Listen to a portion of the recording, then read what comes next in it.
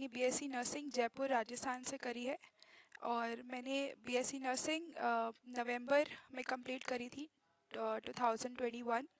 मैंने इसी बार 9 से 2022 में सिलेक्शन लिया था। मेरे को एम्स न्यू दिल्ली मिला है।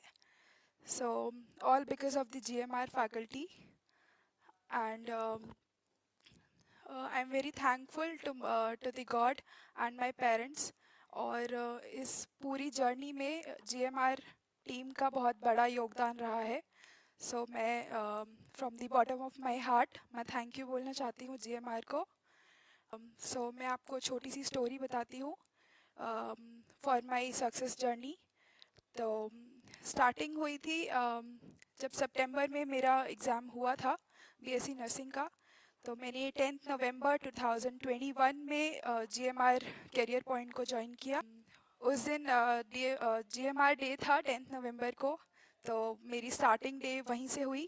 फर्स्ट डे ही पता लग गया था कि जो कॉलेज की पढ़ाई है और जो कॉम्पिटिटिव पढ़ाई है नॉसेट के लिए उसमें बहुत डिफरेंस है।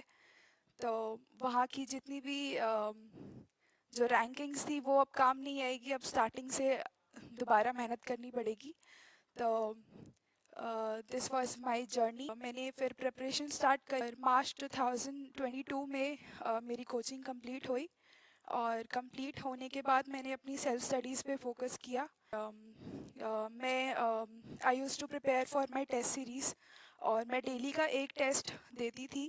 उसमें ग्रैंड टेस्ट और जो नॉर्मल टेस्ट होते हैं वो देती थी। तो टेस्ट मैंने कभी मिस नहीं किया। जो रिवीजन था, revision is very important. Revision आपको डेली बेसिस पे करना चाहिए। हाँ, अगर आपका रिवीजन मिस हो रहा है या स्किप हो रहा है तो अगर आप उसको छोड़ के बट आपको अपना टेस्ट मिस नहीं करना है। टेस्ट आप रेगुलर दीजिए, वो बहुत इम्पॉर्टेंट है। जब एग्ज़ाम मोटिवेशन तो थ्रू आउट था और जीएमआर की फैकल्टीज़ बहुत मोटिवेशन प्रोवाइड करती हैं और उन्हें पता लग जाता था कि स्टूडेंट कब लो हैं तो उनको हमें थोड़ा पुशअप करना है और वो मोटिवेट करते थे। यस, तो प्रिपरेशन में बहुत लोगों की मेहनत लगी है, specially my parents, my mother. तो सबका सारी मेहनत थी जो मिलके अब मेरे को एम्स न्यू दिल्ली मिला। और फॉर दी सजेशन मेरा ये रहेगा कि आप लोग अच्छे से कॉन्फिडेंट होकर प्रिपरेशन करिए और अपने आप को एक्सेप्ट करिए कि yes you are capable of becoming an nursing officer. तो ये चीज़ बहुत ज़रूरी है कि आप अपने आप को पहले मान लीजिए कि आप नर्सिंग ऑफिसर हैं। तो उसके बाद फिर आपको पीछे नहीं देखना है और डे बाय डे अपनी प्रिपरेशन करिए। मेरे साथ भी हुआ था कि बहुत टाइम्स ऐसे हुआ कि मोटिवेशन बहुत लो हो गया।